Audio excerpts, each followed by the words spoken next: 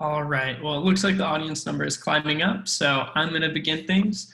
First off, thank you so much for joining us on this webinar. We hope that you learn a lot.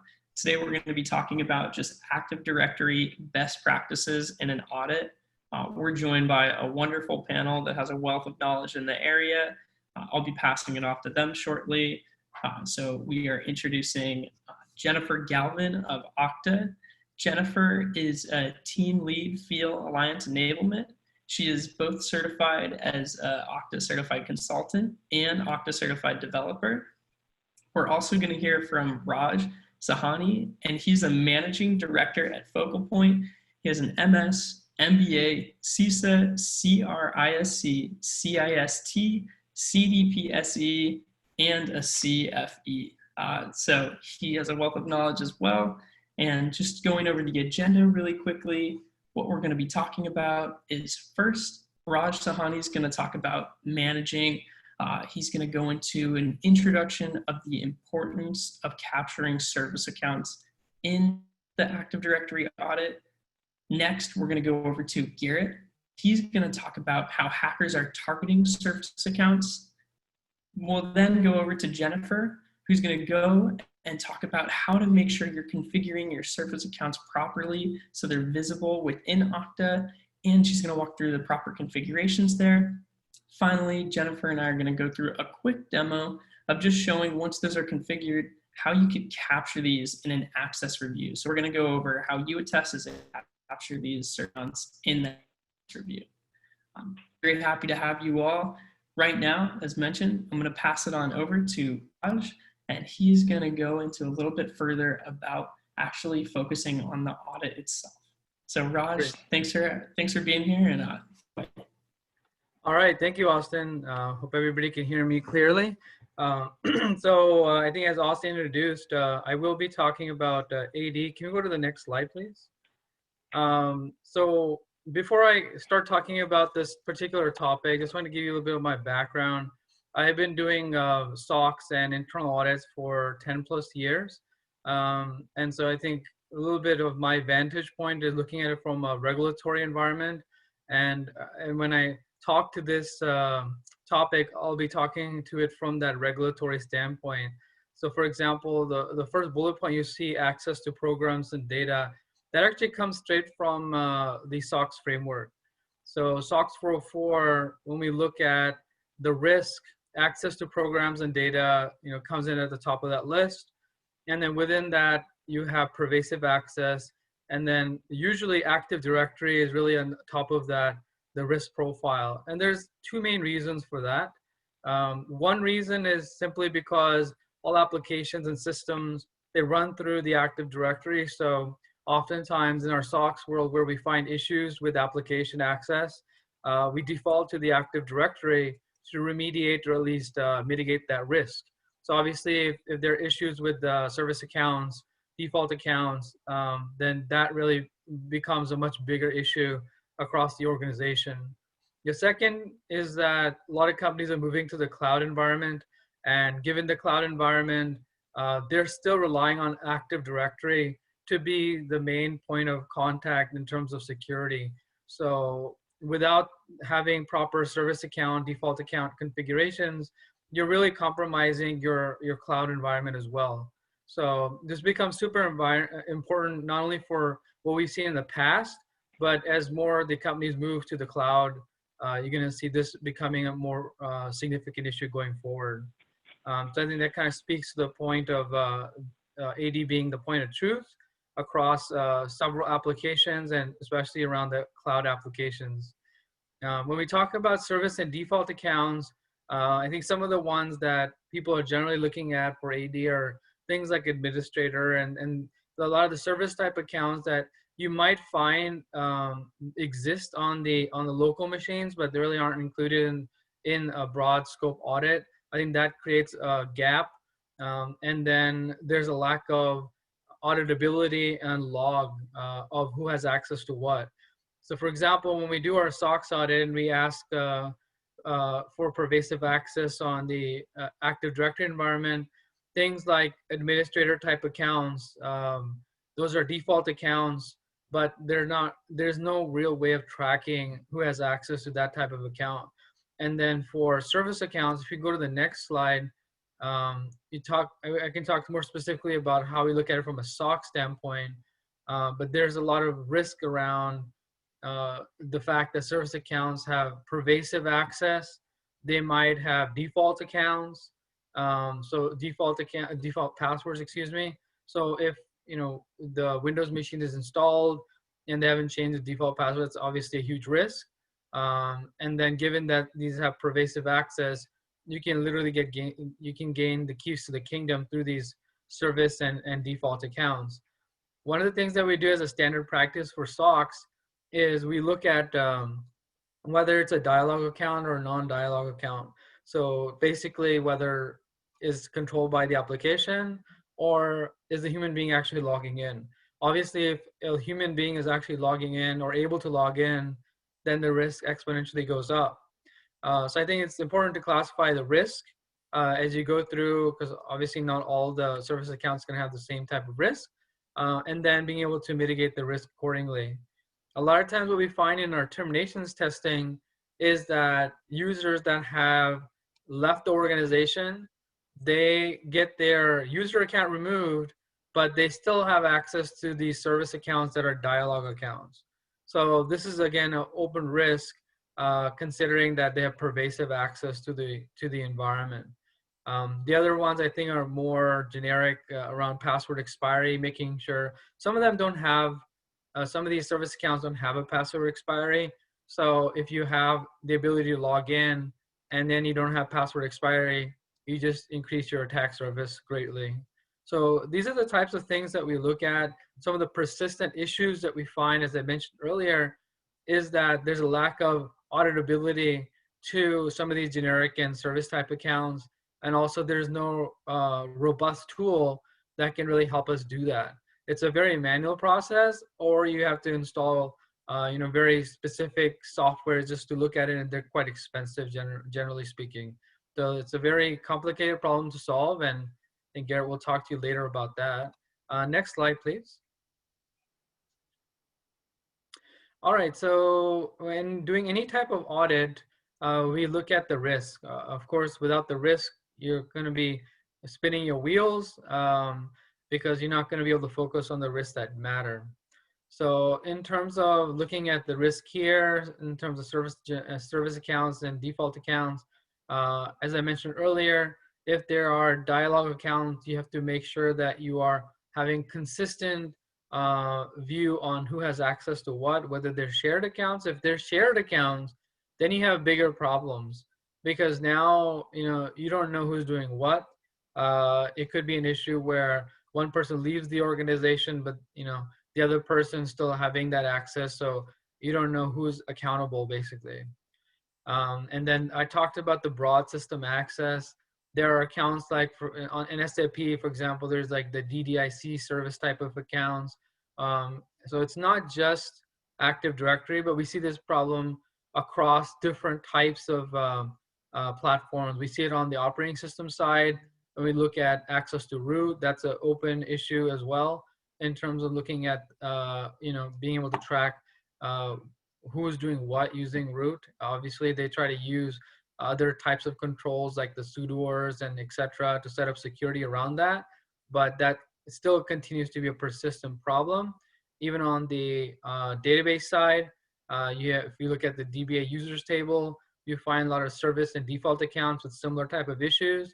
I mentioned about SAP, same thing is there with NetSuite. So depending on the application, the configuration of the application might be slightly different, but consistent theme appears to be that service and default accounts continue to be a pervasive issue. I talked about default passwords. So I think this is a must-have. I think you can pretty much Google search default accounts for a lot of these generic service accounts. So it's a huge risk. And I think in certain cases, these have actually been exploited unbelievably, but they have been. So you have to be very careful with that. And then I think in general, when you look at a lot of the cloud applications, it's relying on Active Directory to be that single point of entry. So the attack surface exponentially increases. It's not just isolated to one application system. So that's an area that we continue to see problems, and then we try to remediate those issues. We run into logs, and when we look at logs for Active Directory specifically, there aren't any. So if I look at, I mentioned the administrator account, and I try to gauge who has access to administrator and what they're doing with it, there's no log for that. So one of the ways to get around it would be to make sure that only specific people have the access to grant access to the administrator account or other service type of accounts. That's another way of getting around the problem, but the log issue continues to be very persistent. I talked about this in terms of the compensating control. And then just to kind of wrap up the SOC side of things, we often see, like a firefighter ID type of control in many organizations where they check in and they check out and they monitor that check in and check out. It's a very manual process. So you could potentially do that for service default accounts that are dialogue accounts, but it's very capital intensive and it's very manual in nature. So it's not ideal, but this is pretty much what a lot of organizations are doing to get around this issue as of now. Garrett, I'll pass it off to you, and I think you can talk more specifically about these risks. Yeah, absolutely. Thank you so much, Raj. And as you mentioned, we're going to pass it on over to Garrett. But before I do so, I just want to say thank you so much for your questions that are coming in. Raj will get to these at the very end of the webinar. So feel free to write in questions. But with that being said, I'm happy to pass it on over to Garrett Graycheck, the CEO of UAttest. Thanks, Austin, and thanks, Raj. And there's some really key points in the unfortunately short 10 minutes we have to listen to Raj. If you need to hear more of his wisdom around auditing, look up the ISAC videos, etc. Amazing content from Raj, and it's really helped my brain in understanding. Remember what UAttest is, before I go into much. UAttest is a combination of the work and effort that is being done by the audit side of the house, both the internal and the external audit side, and the knowledge that I and the other team members can bring about hacker prevention. Okay, next slide. Rock and roll. To begin, let's talk about Active Directory, taking it at the top again. Okay, before I start talking what the hackers want, as Raj did in a good way, introduced, is the concept of what's in the Active Directory and what he is auditing. Now, he's not auditing because he's bored. Those audits are about obtaining the key information that can keep your enterprise secure and to keep the hackers out, or at least identify when and what has happened and prevent in future.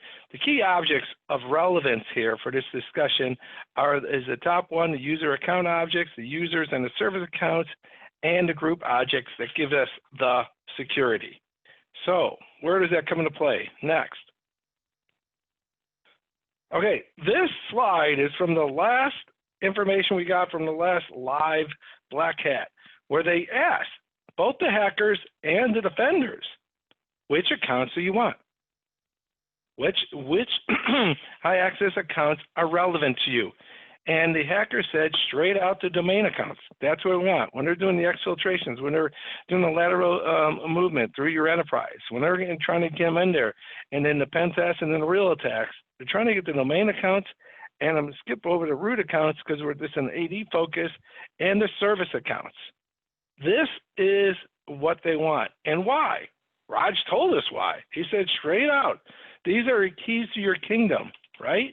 These are the accounts that keep on giving. I get in once, and then I can move around and attain more information, and I can attain more information than even many people believe. Why? Next. One thing we know about service accounts through looking at enterprises is service accounts have the annoying habit of scope creep. That is, we think we're doing one thing, we create them, and we allow them to get access to that one, but then someone else brings in another application or another service and says, you know what I'm going to do? I'm going to associate this existing service account attendant to this application of this service. Okay, and that's where the challenge comes in, right? Enterprise issues that they're rarely reviewed, they're hard to discover, and they're not quantified, and thus they're not decommissioned. So what are we going to do about it?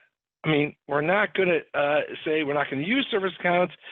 We're not going to be able to eliminate this manual process of assigning access rights to service accounts. What we have to do is a better job of auditing and understanding the privileges. And now a word from the board. Next slide. That's my affectionate term for Microsoft. What I mean by that is they have documented that the way they believe that you should take your service accounts is then put them in a domain and then associate standard security practices to those accounts. What do I mean standard? Same way the wonderful Okta SEs tell their enterprise customers, listen, you have applications, make them into groups. AD groups are fine, right? Make the application AD groups, and then associate the users to those groups. Then you can securely and systematically remove those users from those groups in a quantified manner. And that's really what this webinar and that's what the practice of audit is about. It's about doing things in a way that we can obtain the information and then we can quantify it through an audit. And that's why I bring up this slide for best practice. Now that we've told you what the problem is, and now that we've told you the right way to configure it, let's talk about how to actually obtain that information for the audit process. And for that, I'll bring up the esteemed Jennifer Galvin and then Austin for the demo. Thanks. Thanks, Garrett. And again, thanks so much. Also a reminder, if you have any questions, definitely type them in the window and we'll get to them at the end. Next slide.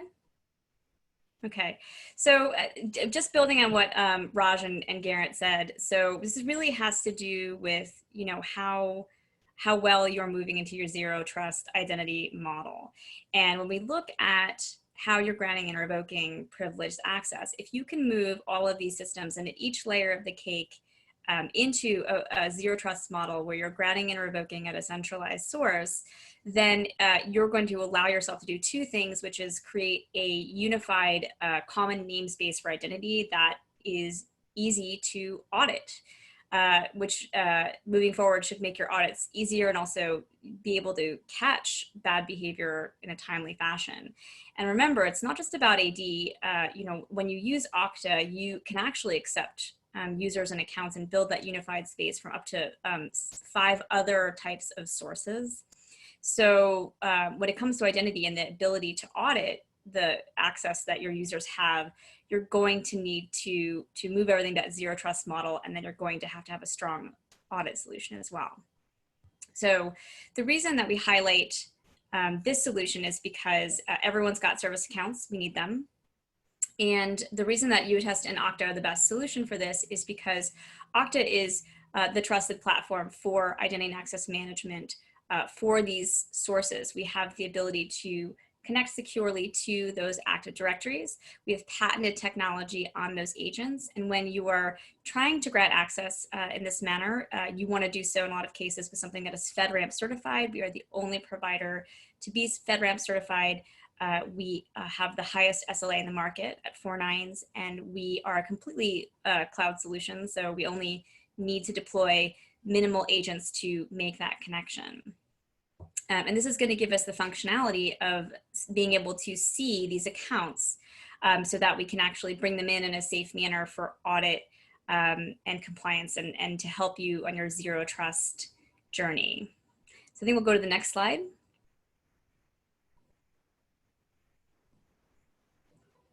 And the reason that's important, we're going to go through those best practices, but the reason we highlight this solution is because when you connect a directory to Okta, you don't have the luxury of changing the information in it.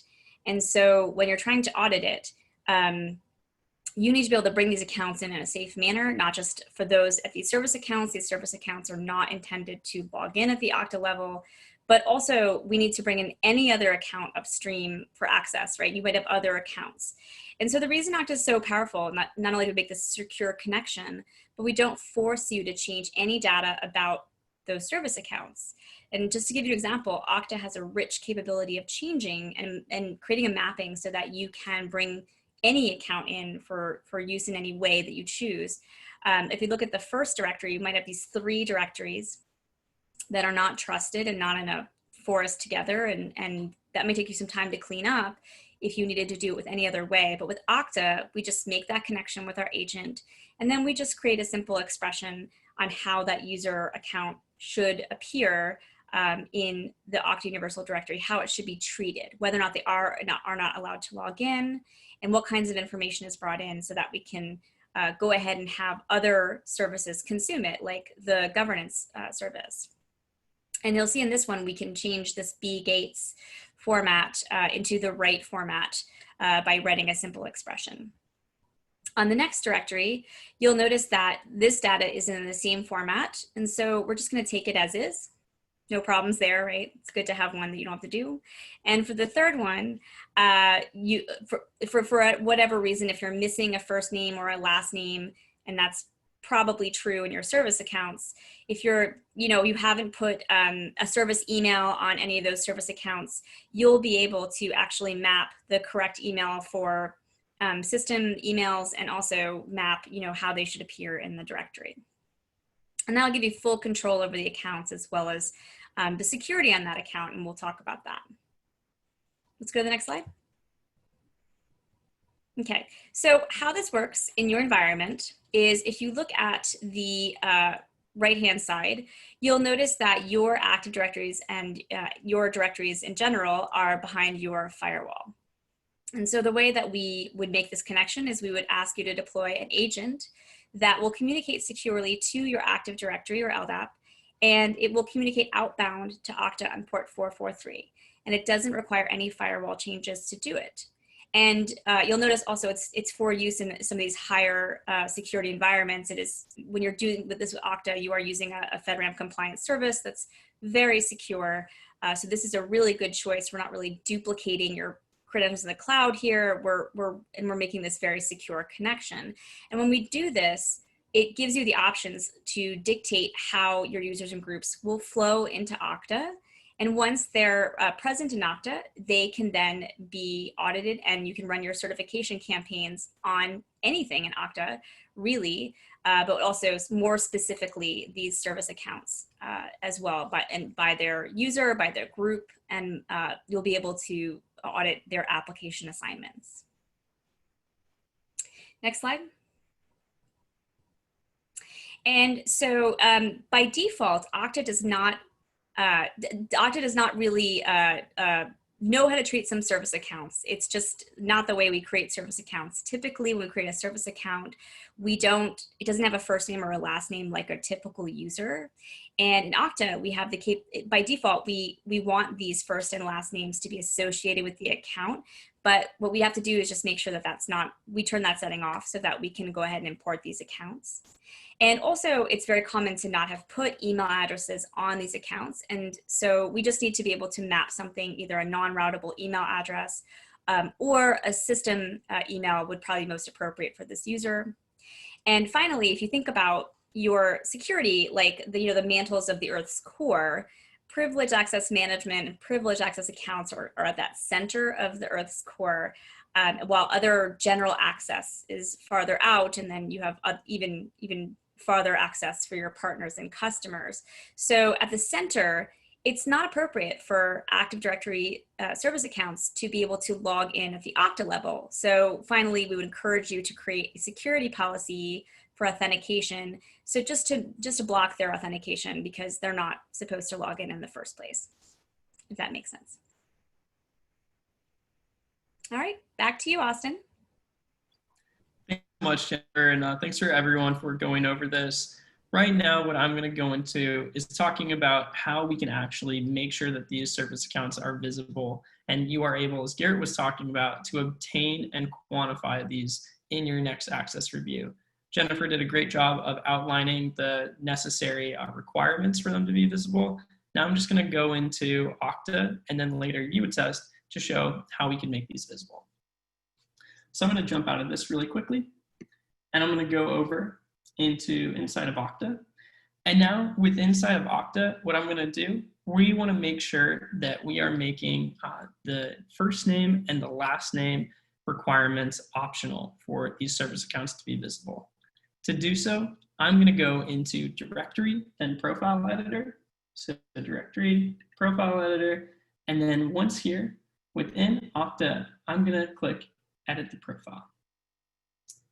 In your account, the default is that the first name and the last name will be required. So you're going to want to go in right here. And all you're going to want to do is make sure that this box that most likely will be checked is just left unchecked for the attribute required. And this is for the first name. So make that optional, click Save Attribute, and then we're going to do the same exact for the last name. So this box that's saying attribute required yes will most likely be checked.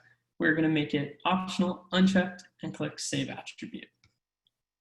Now going back, we have to make sure that the same is for Active Directory. So we're going to go into Directories right here. I'm going to go into Edit the Profile. And now, just like we did before, we are going to make the male, given name, and SN optional. So going in here, we see male. We're going to click into this, just like before, make sure that this box isn't checked. Click Save Attribute. Then I'm going to go into given name, make sure that this box is not checked. Save Attribute. And finally, for this last SN right here, make sure that this box isn't checked and Save Attribute. Now, we want to see what account we're working with, so I could show you it inside of UAttest. So we're going to go back out to our directory, and I'm going to show you the service account that we're trying to find. I'm going to type it in right here, and it's this Garrett Grajek service account. Clicking into it, you can see these are the applications that it has access to. So we see Sales CRM, Development App, and so on. Now, when I go into UAttest to perform an access review, I'm just going to log in really quick. And you see single sign-on is enabled, so we'll simply just log into Okta as well. And there we go. Now that we're inside, I'm going to create a new campaign to identify this service account. To do so, all I'm going to do is go over to Auto Campaign, Add New Campaign. I want to run an application audit. I'm going to select the source, so we're working with this environment. We're going to name this. And then finally, select a due date.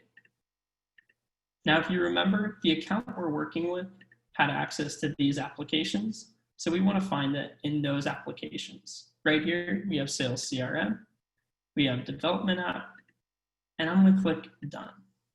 And so what we should be seeing is that Garrett Grajek email in this report that we just created.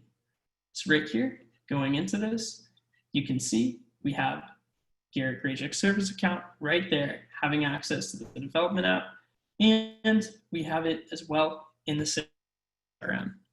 So what we've just done here is we've been able to properly identify and capture service accounts. So you're able to obtain them and quantify these in your access review. You're not going to escape your site.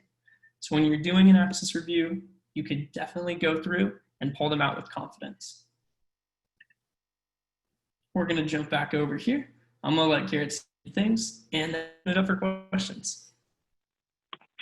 Great. So there it is. And we at UAttest likes to keep our webinars around 30 and then have the Q&A go. But summarize, what we did is show the importance of the directory in the audit, and then the actual service accounts in the audit. That was Raj.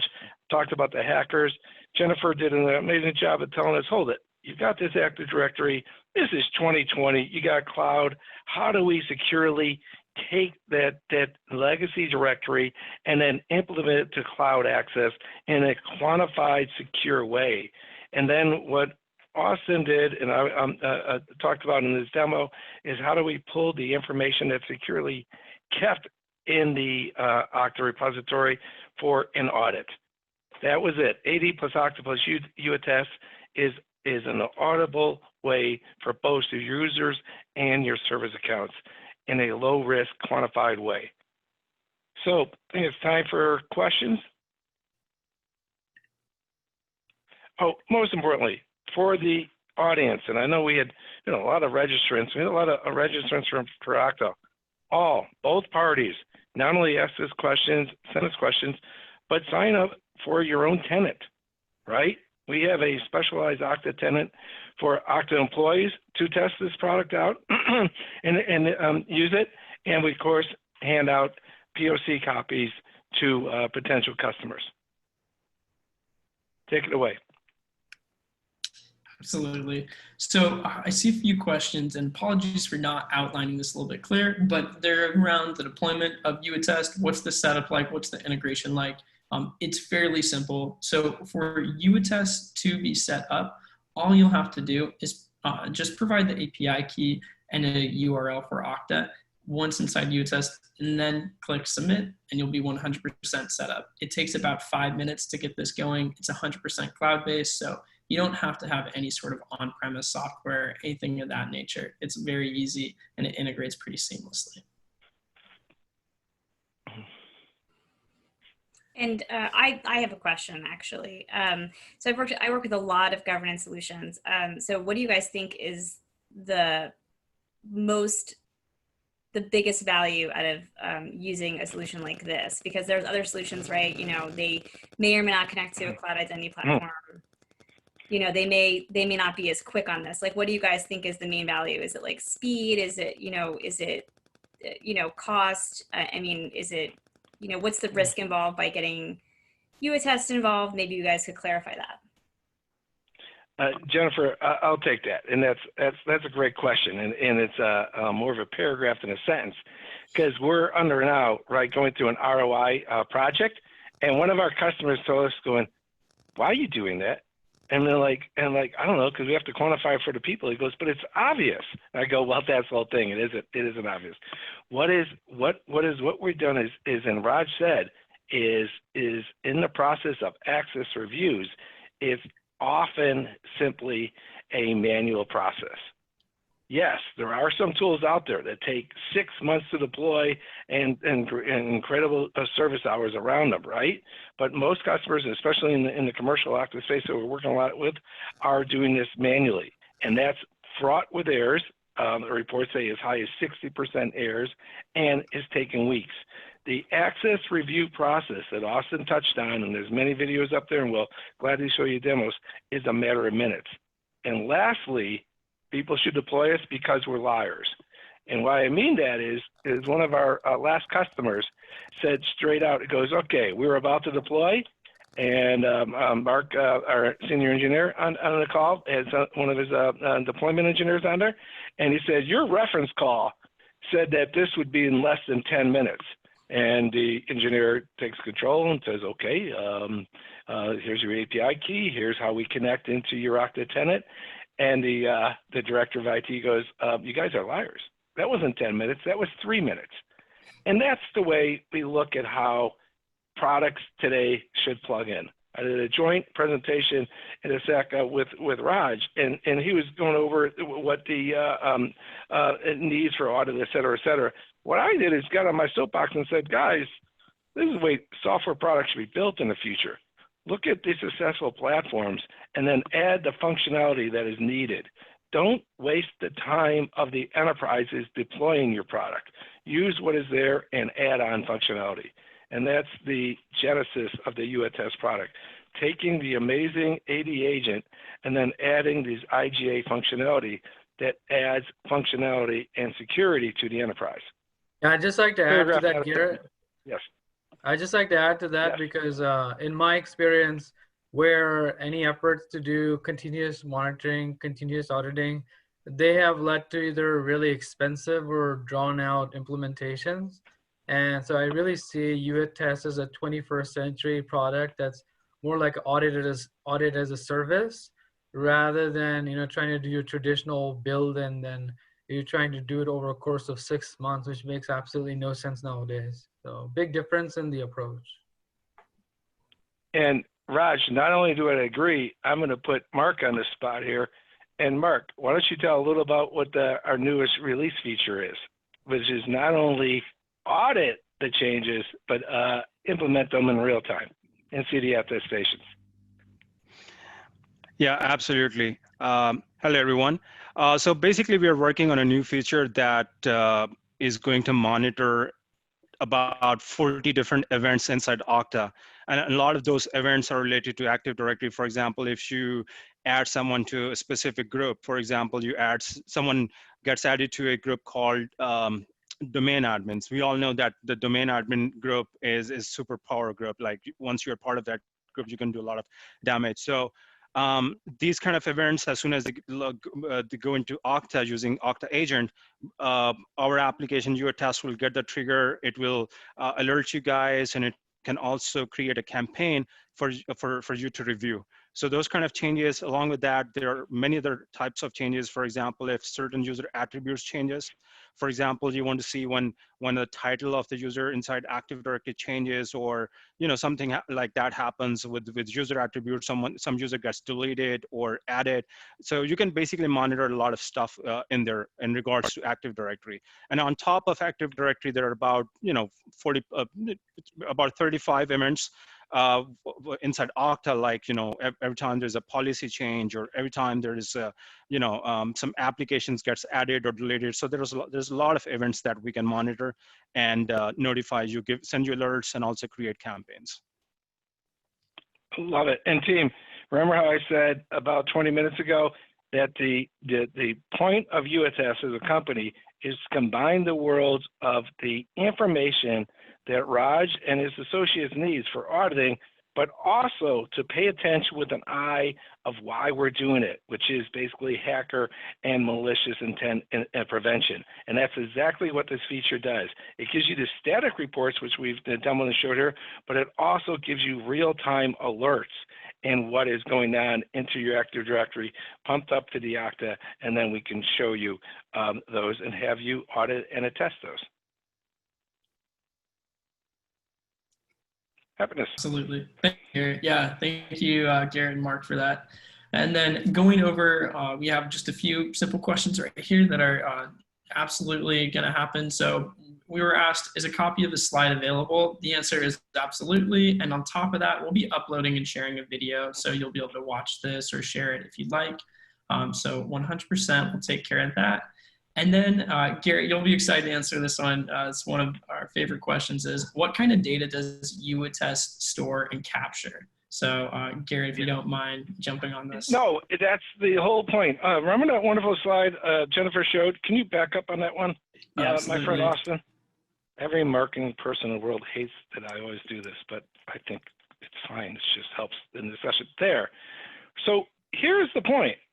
Okta is Jennifer said in the first slide, FedRAMP certified and every other whatever. Your data is securely stored in Okta. We know that, right? Why the heck would I recreate the wheel?